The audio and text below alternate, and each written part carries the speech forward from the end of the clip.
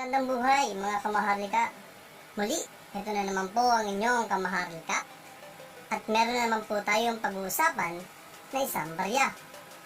Okay, so kung hindi ka po nakapag-subscribe, click the like button and subscribe.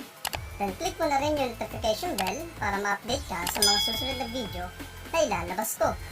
Okay, so simulan na po natin. Ito po ay ang 10 centimo. So ito po ay ang mga 10 centimo. So alamin po natin kung anong mga 10 centimo ang mga hinahanap. Okay. So pag-usapan muna natin kung ano nga ba ang meron dito sa ating 10 centimo. So features, Philippines, period, Republic 1946 rate, type, standard circulation coin, year 1995 to 2017, value 10 centimo, currency piso, composition copper plated steel, weight 2.5 grams, diameter 15 mm, thickness 1.67 mm, shape round, orientation medal alignment, references KM number 270, CTHON number 117, obverse, yung kanyang harapan, the value in the center with the counter name, above, around the rim, and the date at the bottom, lettering, Republika ng Pilipinas, 10 centimo, 1997. Reverse, yung kanyang likuran. Logo of the Central Bank of the Philippines. Lettering, Bangko Sentral ng Pilipinas, 1993. Edge, reeded. So, yung kanyang gilid na. Okay. So, dito po sa ating 10 centimo, meron po tayo tinatawag na small lettering, tsaka larger lettering. So, KM number 270.1 has smaller lettering on both sides. So, meron siyang mga maliliit na lettering. KM number 270.2 has larger lettering on both sides. So, meron naman siyang mas malalaking lettering na yung KM 270.2. So, meron tayong maliliit at malalaking lettering.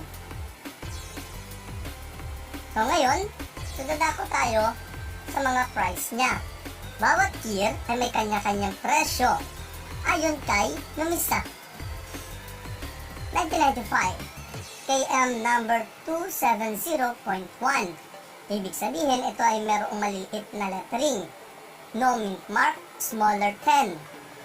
Very fine, 17.38. Extremely fine, 13.32. Uncirculated, 37.07. 1996, KM number 270.1. No mint mark, smaller 10. Very fine, 31.86. Extremely fine, 28.96. Uncirculated, 78.78. So, ito yung napansin kong pinakamahal. No? So, si 1996. 1997, KM number 270.1. No mint mark, smaller 10. Very fine, 6.95. Extremely fine, 11.59. Uncirculated, 49.82. 1998, KM number 270.1. So, wala siyang price. So, hindi pa siya hinahanap o binibenta sa merkado sa ngayon. Ganun din ang 1999, 2001. Si 2002, meron presyo na. Ibig sabihin, binibili na siya sa merkado ngayon. So, si 2002 o 2002, KM number 270.1 with yield mark larger 10, extremely fine 12.74. 2004 and 2005, no value. So hindi pa po siya binibenta ngayon, hindi pa siya hinahanap. 2006, so si 10 centimo, 2006, KM number 270.2, value high on coin, different font.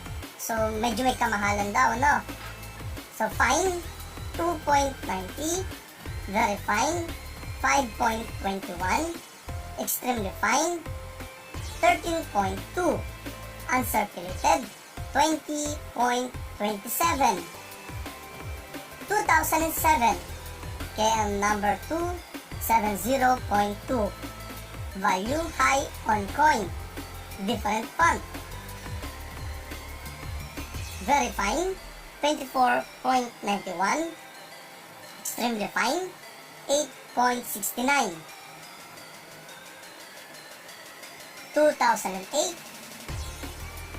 KM number 270.2, value high on coin, different font, extremely fine, 17.38. 2009, KM number 270.2, value on high coin, different font, extremely fine, 17.38, uncirculated, 27.23. 2010, KM number 270.2, value high on coin, different font, extremely fine, 12.16.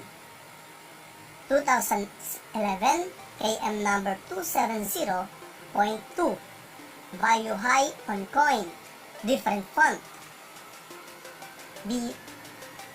extremely fine, 17.38.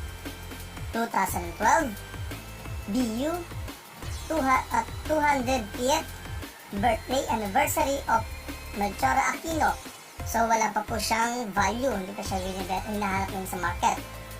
Ganon din si 2012, 2013, KM number 270.2, value high on coin, different font, fine 3.48, very fine 28.96, extremely fine 4.63. 2014, KM number 270.2, value high on coin, different font, very fine 14.48, extremely fine 10.43, and almost uncirculated 20.27. 2015 and 2016, no value. Ganun din sa 2017.